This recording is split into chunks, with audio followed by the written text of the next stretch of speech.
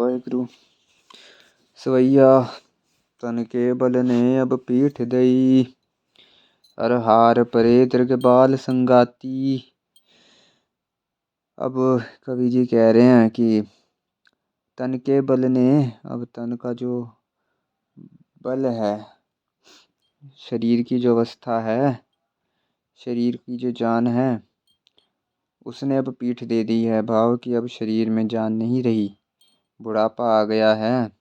अर हार परे दृग बाल संगाती, और जो मेरे नैन थे, जो बचपन से मेरे साथ थे, मेरे साथ बचपन से मेरे संगी थे, वो भी अब हार गए हैं। भाव मेरे को अब आँखों से सही दिखाई नहीं देता, धुंधला धुंधला दिखाई देता है।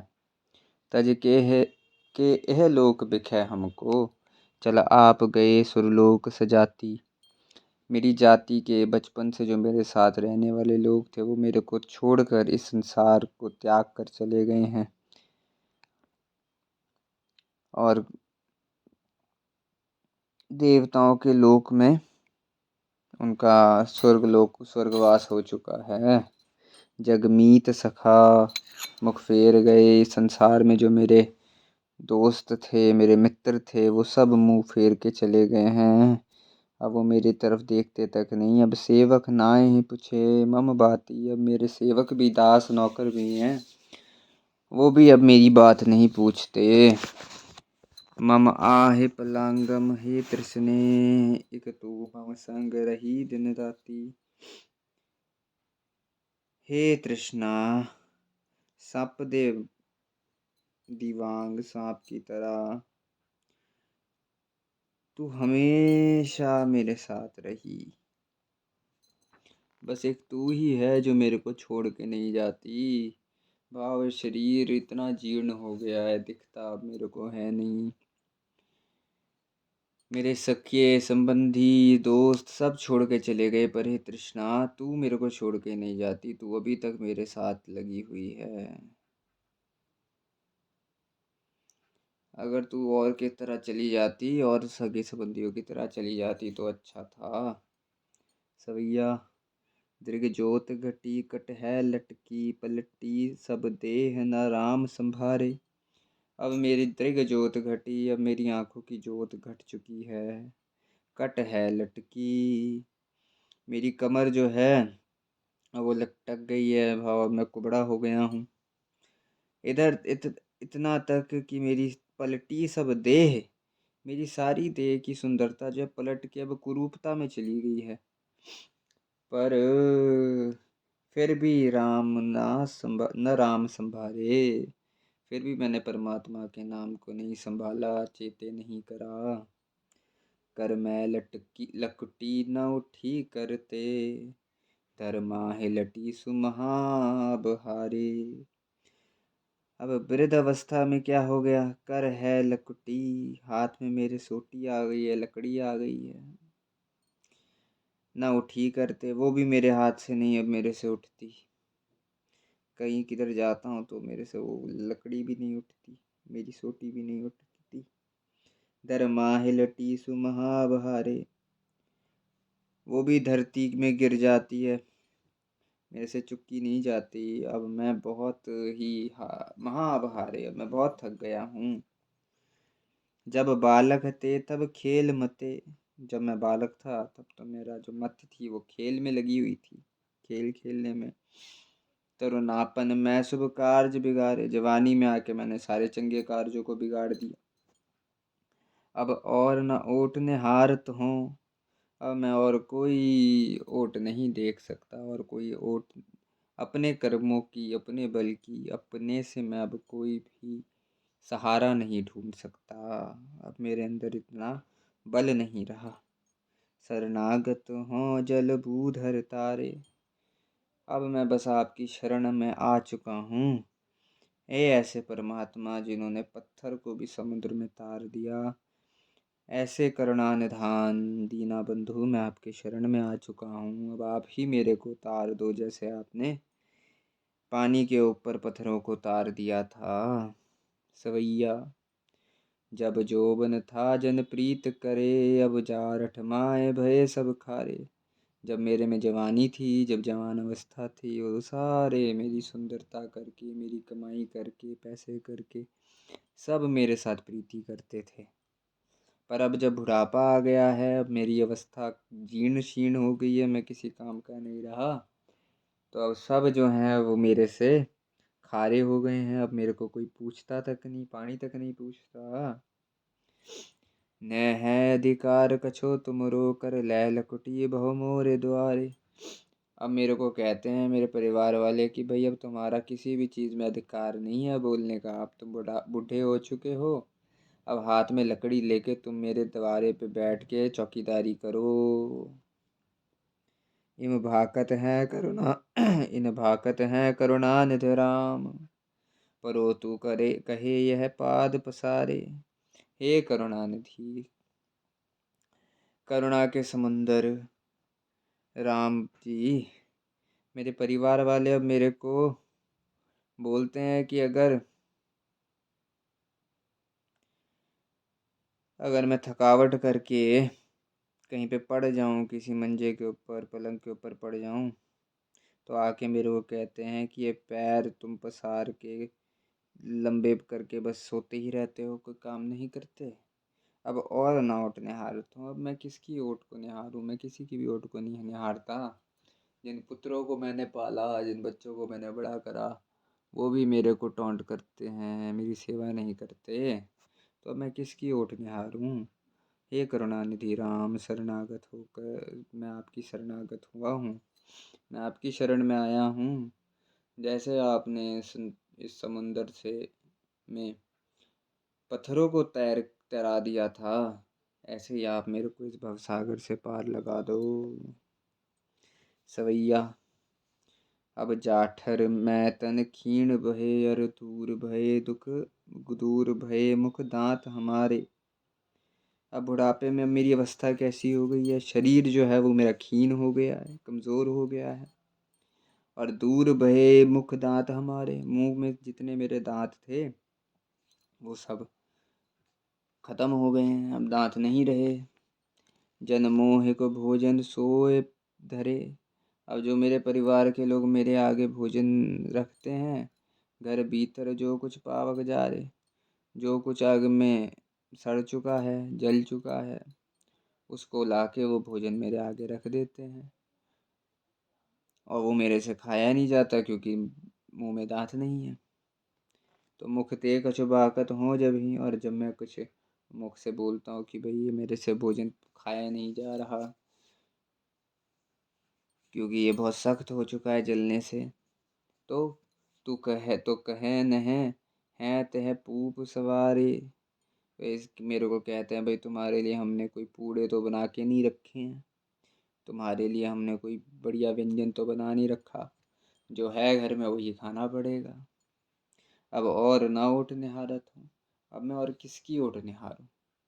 ऐसा तो मेरे सगे संबंधी मेरे साथ कर रहे जिनको मैं अपना मानता था, तो जब वो ही मेरी सहायता नहीं कर रहे तो मैं अब किसकी ओट को निहारूं। शरणागत हों जल भूधर तारे, इसलिए हे प्रभु राम, हे मेरे परमात्मा, मैं आपकी शरण में आया हूँ। आपने पानी के ऊपर पत्थरों को तार दिया, मेरे को भी ऐसे ही आप तारना करो। सवैया नह दान दिए द्विज मंडल को, अरे दिव्य धुनी तन ना है पखारे। मैंने संसार के अंदर द्विज मंडलों को, ब्राह्मणों को, साधु संतों को कभी भी दान नहीं दिया, और ना ही मैंने दिव्य धुनी ने अब दिव्य धुनी गंगा में जाकर मैंने अपने शरीर को स्नान भी नहीं कराया, धोना भी नहीं करा, तीर्थ स्थानों में जाकर मैंने स्नान भी नहीं किया, सत्संगत भी नहीं करी, न मात सुतात की सेव करी, ना मैंने अपने माता और पिता की कोई सेवा करी, न देवन के कुल पूज सवारे, ना मैंने किसी देवताओं की कुलों को सब अपने देवताओं को पूजा, किसी भी चंगी तरह से मैंने कोई पूजा अर्चना कोई करी नहीं अपने जीवन में। लड़कापन में तरुणापन में जठरापन में नहीं राम चितारे, लड़केपन में भी मैंने परमात्मा आपका नाम नहीं लिया, जवानी में भी मैंने आपका कोई नाम नहीं लिया, बुढ़ापा आया तो भी मैंने आपका कोई नाम नहीं चिताया, आपका नाम नहीं लिया मैंने। अब और ना उठने हारत हूँ, तो ऐसे जो मैंने अपने जीवन में कोई चंगा सुकृत भी नहीं करा जिसकी मैं ओट निहारूं, चंगे कर्मों का मैं आसरा लूं, तो वो भी मैंने नहीं करा। तो ऐसे सुकृत का भी मैं आसरा नहीं ले सकता। तो इसलिए मैं कोई भी ओट नहीं निहा देख सकता, कोई भी ओट मैं नहीं देखता हूँ कि मेरी मदद करेगी। शरणागत हों जल उदर धारे। इसलिए हे परमात्मा जी, मैं आपकी शरण में पड़ा हूँ। आपने इस संसार में समुद्र के ऊपर पत्थरों को तारना किया, राम सेतु बनाया। ऐसे ही हे परमात्मा जी, आप मेरे को भी भवसागर रूपी समुद्र से पार लगा सकते हो। आपकी शरण में मैं आया हूँ, मेरे को इस भवसागर से पार लगाओ। सवैया नह सेव करी शिव की सब हम हूँ। अरे ना ही गजानन आस हमारे, ना तो मैंने कभी शिव जी की उपासना करी है और ना ही मैंने गणेश जी की उपासना करी है। नह पुण्य करे भवमंडल में, ना ही इस संसार में आके मैंने कोई पुण्य करा है। अरे पाप करे जग माहे करारे। हाँ, इस संसार में आके मैंने बहुत करड़े करड़े पाप करे हैं। न हवै तरबो यह संक मिटी, इसलिए मेरा तरना नहीं होगा, ये तो शंका मेरे से मन से मिट गई कि ऐसा तो नहीं है मैंने कुछ सुकृत नहीं किया, मैंने कोई मुक्ति के कार्य नहीं करे, कोई कर्म ऐसा नहीं करा। पर मैं ये जरूर मानता हूँ कि ऐसा भी नहीं है कि मेरी मुक्ति ना हो। मुक्ति मेरी हो सकती है, ये मेरे अंदर दृढ़ निश्चय है। क्यों है? हर नाथ बलि जो जामल तारे। हे हरि जी, हे परमात्मा जी, आप इतने बल वाले हो कि आपने तो अजामल जैसे महापापी को इस संसार से तार दिया था। अजामल पापी जग जाने, निमक महे निस्तारा।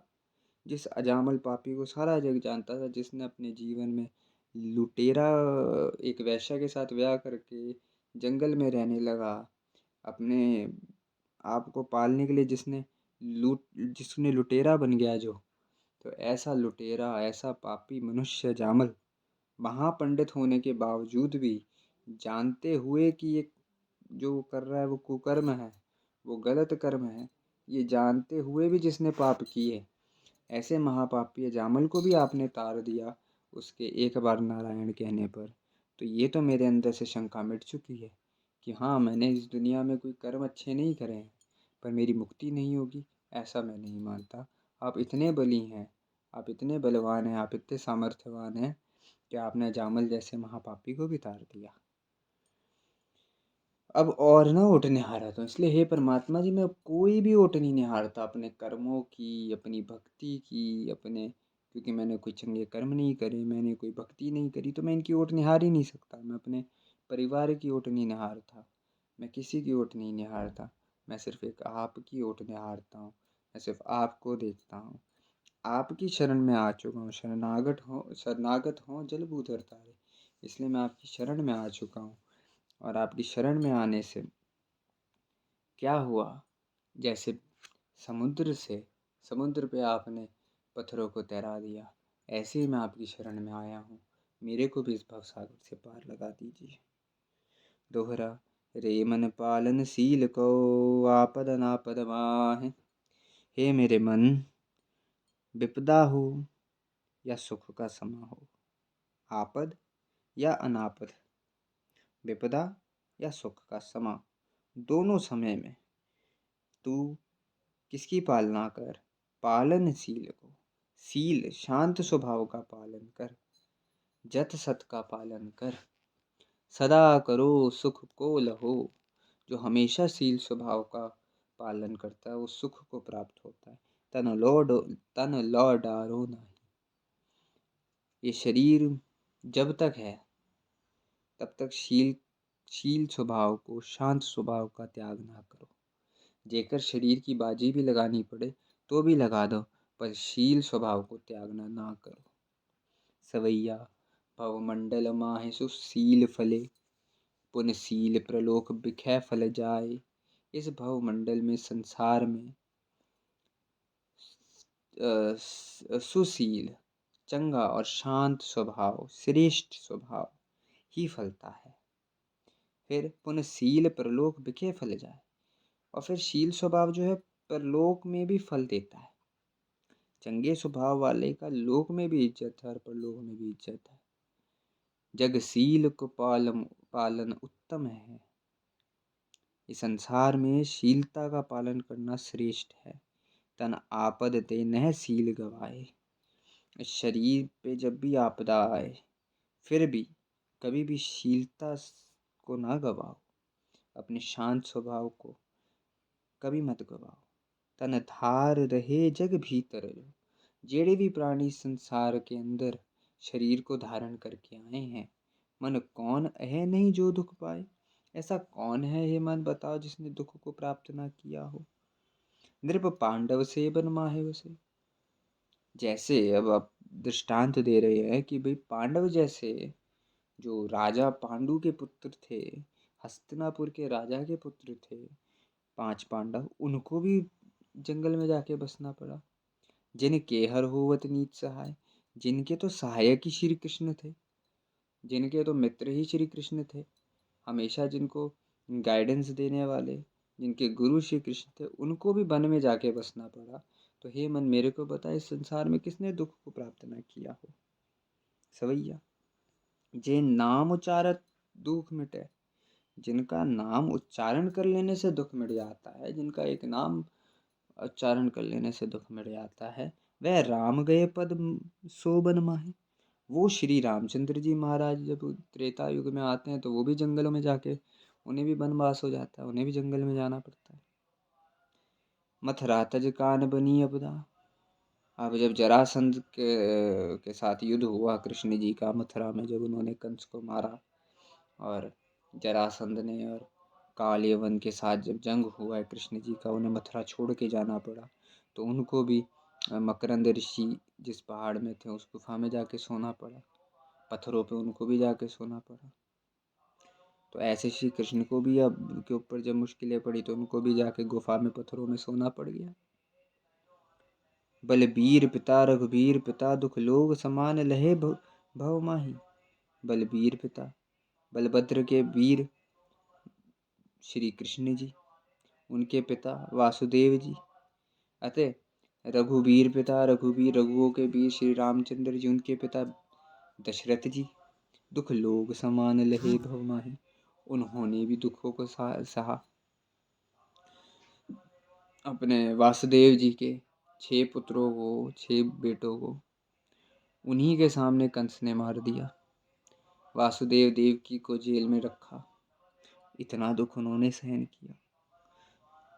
पुत्र से बिछड़ने का दुख दशरथ जी ने सहन करा और वो इस संसार से उन्होंने शरीर को त्यागा। तो इतना दुख इन अवतारों के पिता लोगों को सहना पड़ा। कहो रे मन कौन सुखी जग में। तो इसलिए हे मन मेरे को बता, कौन है सुखी इस जग में। जब आप भगवान के जब अवतार ले रहे हैं तो उनके पिताजी दुखी हैं। स्वयं भगवान जब इस संसार में आ रहे हैं अवतार लेके, उनको जंगलों में रहना पड़ रहा है। तो हे मन मेरे को बता, कौन है सुखी इस संसार में। तन धार के जो दुख पावत नहीं। इस शरीर को धारण करके जिसने दुख को नहीं पाया। तात की आय सवैया, तात की आय समान चले, जिनके पद पंकज पूजत लोई। देखो अब जिनके चरण कमलों को सारी लुकाई पूजती है, ऐसे श्री रामचंद्र जी महाराज अपने पिता की आज्ञा को मान के 14 सालों के लिए वनवास के लिए चले गए।